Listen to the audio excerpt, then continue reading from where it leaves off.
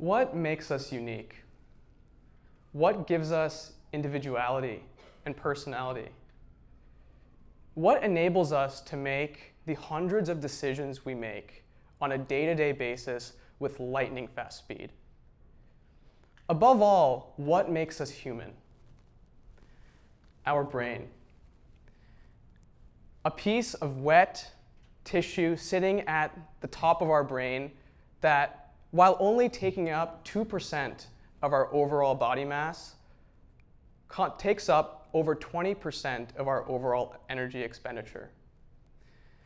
And while being such a vital organ, the National Institute of Neurological Diseases and Stroke estimates that there are over 600 different variants of brain disease. But I am no stranger to brain disease. When I was 10 years old, over a decade ago, and my cousin came to visit from Fairfield, Connecticut, her hometown, and I noticed how she was unable to walk as fast as I was, and she was limping. There we go. And she was limping. And as a 10-year-old child, I attributed this to maybe a sprained ankle, or maybe she was just tired that day. But I was wrong. She had been diagnosed with a rare neurological disease known as neurodegeneration with brain iron accumulation, or NBIA. This is a rare progressive movement disorder that's caused by the abnormal accumulation of iron in the brain. And her specific variant is so rare that only one other person in the world has it. So as a 10-year-old, I was devastated to hear this news, and even more upset at the fact that I couldn't physically be with her to help her with the tasks that you or I may take for granted. And over time, as her condition deteriorated, she was unable to walk without assistance, let alone complete daily tasks, which led to frequent visits to Connecticut, where I was able to see the effects of this devastating disease firsthand and help out in any which way that I could. But also being aware of the fact that rare types of dementia and other brain disease is also highly prevalent in my family of Indian descent, I began to wonder, why is rare brain disease so common in my family? Back at home in Baton Rouge, Louisiana, I spent a lot of my free time in the garden with my grandfather, whom I called Tata. My small, chubby hands were carefully guided by his rough palms as we took care of our backyard garden filled with Indian spice plants. And oftentimes, to satisfy my endless curiosity, we began to perform these little experiments in our backyard, such as watering our plants with Coca-Cola or different substances to see which one would make them grow the tallest, or using different types of fertilizers to see if that has an impact on plant growth. And oftentimes, these rudimentary experiments would fail, or the conclusions that I drew would be incorrect. But regardless, I continued to learn and fuel my scientific interest with every experiment that I conducted. Tata also loved the game of Scrabble, and he was really, really good at it. I honestly think he could have played professionally. And after long days of work in the garden, we would always play Scrabble against the computer or against each other. And I was so amazed at all of the words that Tata knew. And he would always teach me these words and their meanings. But I remember how Tata fell backward on a spring day in 2015 when we were trimming our plants. I remember how cooking for family and friends during Holi, our festival of colors, came to a halt as he was unable to keep his balance. Rare brain disease struck my family again. Tata was diagnosed with progressive supranuclear palsy, or PSP, and he was unable to work with me in the garden any longer. Soon, our beautiful garden began to wilt.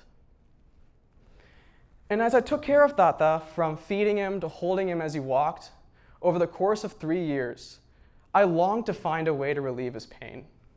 I began to look into treatments for his illness without any success. My frustration became my motivation to better understand the complexity of the brain and treatments for these rare disorders. And as there are other families suffering with loved ones that have these illnesses, my family and I founded a nonprofit organization in my grandfather's memory. known as Iyer neurodegenerative diseases or mind relief, and we provide support to patients and families with diseases such as PSP. So what makes treating rare brain disease such a challenge? Well, with over 80 billion neuronal connections, the human brain is the most complex structure known to mankind. And this inherent complexity opens the door for many avenues of disease. So many that there's an entire grant program as part of the FDA known as the Rare Neurodegenerative Disease Grant Program. And one of the foundational questions and mysteries in neuroscience is with respect to what specific mechanisms cause the brain to degenerate later on in life. Is it genetic? Environmental? Is it caused by one's diet or exercise throughout their life? But after decades of research, no one really knows the answers to these questions yet. So a question becomes, we have drugs for diabetes. We have drugs for heart disease, high cholesterol. We're even able to reverse kidney and liver function after they become diseased. But why is this not possible for the brain? Well, one thought is that we simply don't know enough about the specific mechanisms that cause these diseases, such that we can target a particular molecule or target a particular pathway. Many of these diseases are caused by the overlapping of multiple pathways, so knocking out just one won't help very much. But in the end, we need to start raising awareness for these diseases.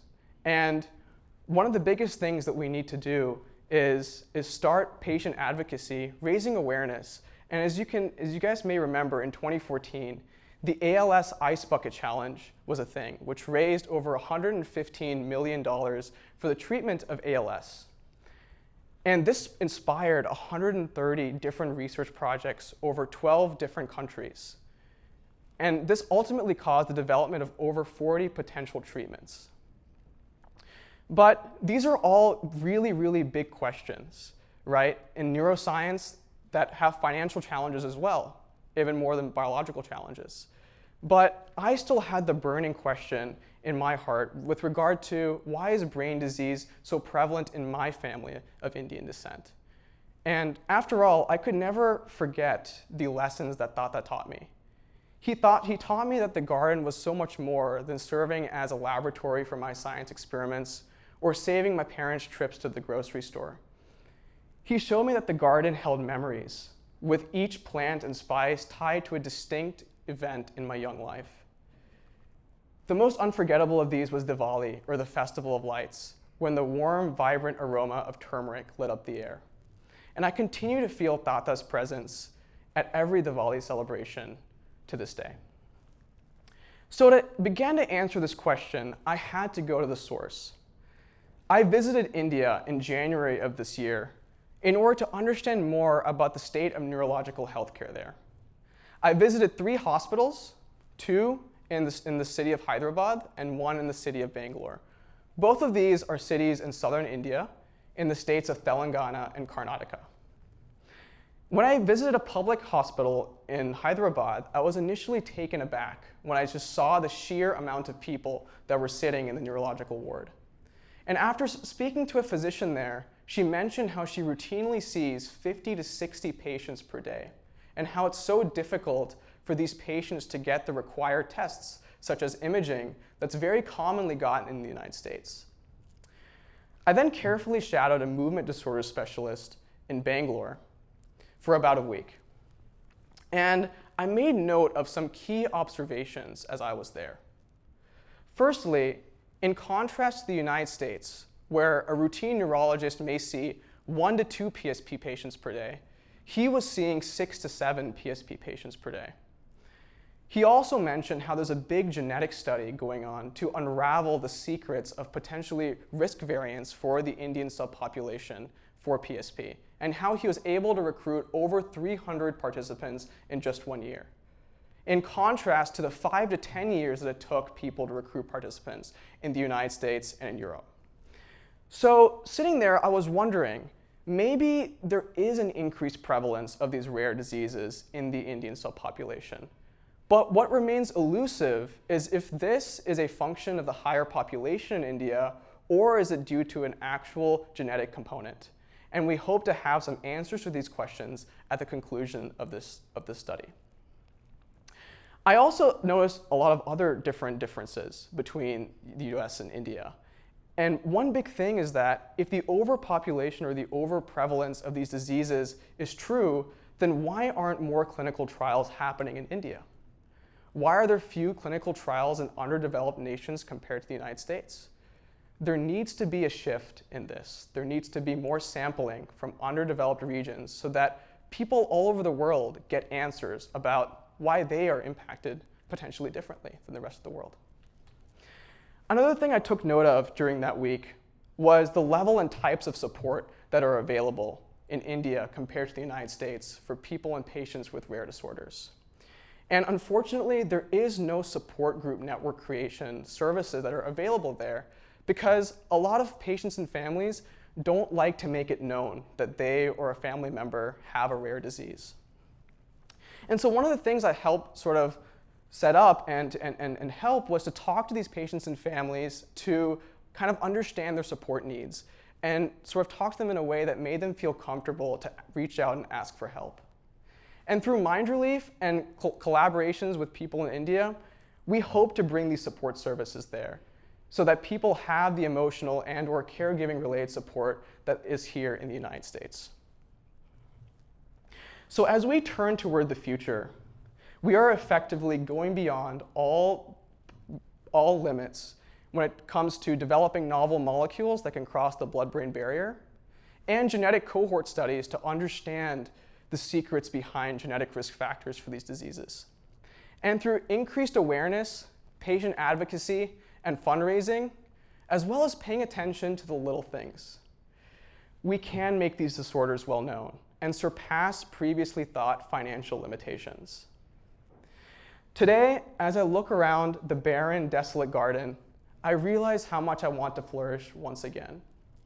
Because the garden was a place where love and ideas flowed freely. It was a place where my creativity and imagination could take over. It was curiosity's paradise, where questions were posed and answers were found. And to this day, as bleak memories of my grandfather continue to flood my mind, I know I can turn to the garden as a place of solace and comfort. Every root, stem, and leaf in that garden is a connection to my tata that will keep him alive forever.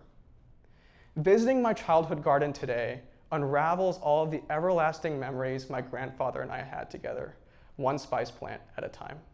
Thank you.